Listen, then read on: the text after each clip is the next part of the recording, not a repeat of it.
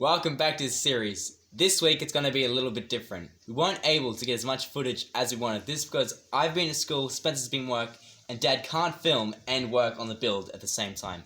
But nevertheless, we powered through and got some more work done. When I got back from school, I saw that the front end suspension was all mounted in with the K-frame. The rear K-frame that you put on with the wheels. The car had been lowered further. All the wiring had been put into the car. That stuff weighs a ton. And the dash was in.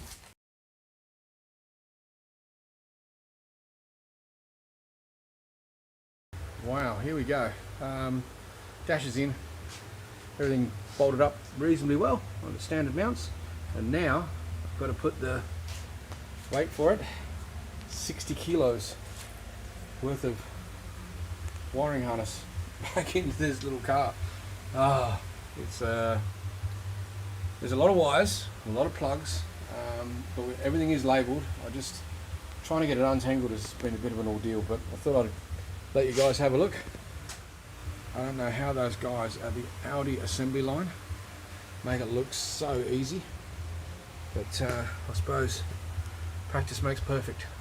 Anyway, gee, I'm happy with that. It's looking good. Hey, here's a turn up here. This is where the steering wheel is.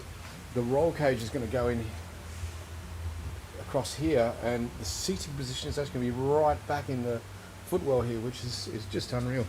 This here is just an idea how much further back in the car we've put everything, and that wasn't through anything other than trying to get the wheels and gearbox and engine lined up. Just goes to show how much cars have changed. But as far as the race car goes, absolutely fantastic. First up, I'd like to apologise for the background noise. It's been raining all week here. It's a nice 12 degrees, which is really cold for up here considering that most days are above 30. But work on the car has continued. We've put more reinforcement on the front towers. Up here, we've discovered that we need to scallop out a new section because the top ball joints hit where we originally had the car. This just won't do because we can't turn and that will just crash. We're gonna have to get rid of this section. We originally put the A5 dash into the 80. We only thought that there would be 60 to 80 mils. The dash would have gone back. But as you can see, it's now 150. This is so much more, and it's gonna push all the center of the gravity back further in the car. This side of the car, you can see that we have zip tied part of the roll cage into the car just to see how it fits. And just as we thought, it has fitted perfectly. Our biggest concern of putting the A5 dash into the 80 was how much wider it was than the original. To get it the same width as the original, we'd have to cut down here. Luckily for us, it just fits in. As you can see in the original door, everything has been removed. All this section has been taken out just to allow the dash to fit in. Really sticking true to the fact that this is a budget build. We really have no money for this car. This roll cage loop right here is from one of our old cars that we used to use in the 24 Hours of Lemons race. We've repurposed it and put it in this car. We have cut out the top section where the sunroof mechanism used to be, just to make it fit.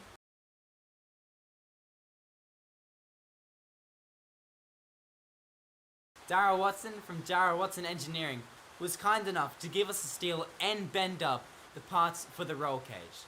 Thanks, Darryl. Right, there it is. Spence and I have had a gutful of this. Roll cage, done. Tacked in, Spence. Bit of a shit of a job, I've got to say. It's a good job. We've done a really nice job of putting it in. You can see all the bar chairs and everything are all tacked in place. It all fits. It's all nice. But I would not recommend doing a pre-made roll cage to put in a car. It's taken me twice as long and twice the frustration. But anyway, we did it, Spence. We did it. We did it. Oh, never again. Never again. Thank you for watching. We know this episode's been short, but next episode, things are changing. We're finishing off the roll cage. If you want to see more, don't forget to like, subscribe, hit that notification bell, and like our Facebook page.